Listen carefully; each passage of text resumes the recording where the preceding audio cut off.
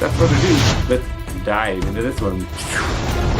Hi-ho everybody, this is Gringo Scott. Today we will be looking at the Steven Spielberg 2008 movie, Ready Player One.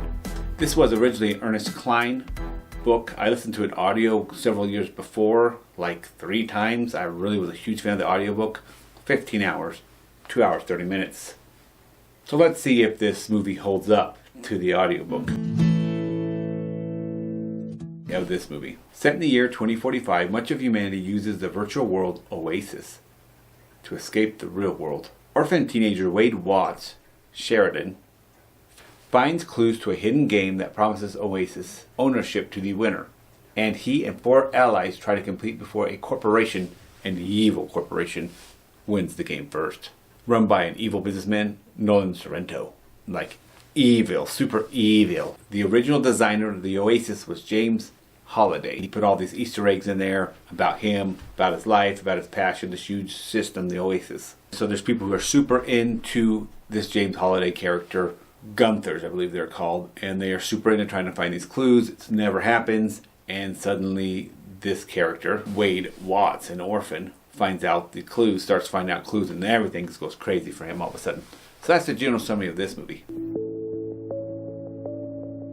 And this is the classic one that you see all the time when they have movies of super powerful rich people. I wonder how true it is, if it's just Hollywood, but I could see how it's kind of true. They put all their energy, all their points into being super successful. Sacrifice, love, family, normal life. They just work. Maybe a sign of workaholics. But the main theme is, after all those years, they feel like they missed out. They feel like they should have work-balanced life better. So the theme is, here, is maybe work-life balance. That's what I would take from this movie. But you got to find that balance between work and life. And if you don't, you're going to regret one or the other. This movie, the bad. One thing that really, the first time I saw this movie, and I was hoping it wouldn't be this way now, but when I look at it, it still bugs the crud out of me. So how they get into the Oasis, they put on these VR goggles and at best a hefty suit that gives feedback to you or something. But for the things that they're doing, it's just not realistic. And like a treadmill that they run on. It's just like, it's dumb. It pulls away because in the book, it was a total immersion thing. Like you could be someone who only had the goggles on or whatever, but your experience wouldn't be as good. You know, it's going to be like, you're kind of participating. But like when you really get into it, the people really into it are in like full submersion. Their spinal cord is connected to a computer and their brain is in the Oasis. It's connected from the spinal cord to the Oasis. There's no moving. They're just laying there. For some reason, Steven Spielberg, and I believe that's what it was. I'm not totally sure, but I believe that's what was happening. I've listened to so many audiobooks where they went to virtual world where they were plugged in like that, but I believe that was how it was in this one too. I don't know if it's because maybe Steven Spielberg thought that people are stupid and they want to make it real clear because, oh, that's just like a VR goggles I've seen on TV, they're wearing them. Okay, well, I get it now. So they do that. But then, later on in the movie, there's some scenes where people are supposed to be fighting in the Oasis, and they're walking down the street fighting and kicking, and some guys doing flips and stuff. Like, what? Quit being stupid. Like, that's just so dumb Hollywood. I feel like it's all of a sudden the creators of Cobra Kai involved in this, how they fought or something. And that's like, so they have their goggles, and they can't see anything, but they're fighting in the Oasis and flipping. It was so dumb. Why are you even doing that? Steven Spielberg thought we were idiots and had to hand feed people so they'd understand. They would like to see people with action in the real world. It just bugged me. And it really did make it lose points for me. The year 2024-ish, which is when this supposedly is, we're a little too advanced on the AI and such. I'm like, really? It's that advanced?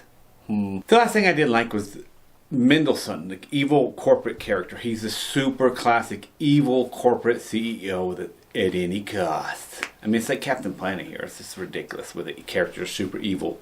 The good. Honestly, I think this movie's somewhat for people who aren't sci-fi goers. Carolyn, I'm looking at you. It's not that bad as far as like there's just murder mystery to solve and to follow and stuff, and that's kind of exciting to see what's going on. It's also got a lot of 80s pop culture reference. It's like a memory lane type of thing. So I think sci-fi gals, and non-sci-fi people could enjoy it to an extent. Visually very awe-inspiring, very impressive as far as that goes. It's very familiar Spielberg feel to it. In summary, overall, I did enjoy the movie. But honestly, guys, I really recommend, if you have not read the book or watched the movie, if you're going to do one first, watch the movie first. Because I feel like even as I'm reviewing this, I'm talking about some good aspects of this movie, I start thinking about the book, and I'm like, God, you effed it up. You took away too much. It doesn't make me like it as much. It's irritating. Because they just cut out a bunch, and the details, and they hold your hand too much in this. And I mean, in the book, it was like literally you could participate with the clues and know what's going on. This one has that a little bit, but it's just not the same. It's just off. And I think that had I not listened to the audiobook first and really fell in love with it, I mean, 15 hours versus 2.5 hours, you just can't capture it versus your imagination. So please, I beg you, if you're going to do one first, watch the movie first. Because it's nothing like the book, really, when I think about it. And you'll still really enjoy the book. Other way kind of sours it. And it was the same like that for the Harry Potter series. I think it's just the nature of the format. So I think it's a good one. It's a good movie. I think I had the comparison of the book, and it just kind of ruined it for me when I think about it. I'm like, God, that book was so good. Ernest kind of like hit golden on that one. In fact, what's really funny is he hit golden on that one, and then there was another book that came out. It took him a long time to get the next book out, and it sucked horribly. I'm like, dude, one hit wonder, dude. So hopefully he'll get his act together too, but man, jeez. But before I give my opinion of scale of 1 to 10 of this movie, please remember to like, subscribe, and leave a comment at the end of what you thought of this movie, or what you, if you read the books, leave a comment on that too. What did you think of the book? Not books, book. But I give Ready Player One, the 2018 movie with Steven Spielberg in control, a 7 out of 10. 7 out of 10. Yeah, boy.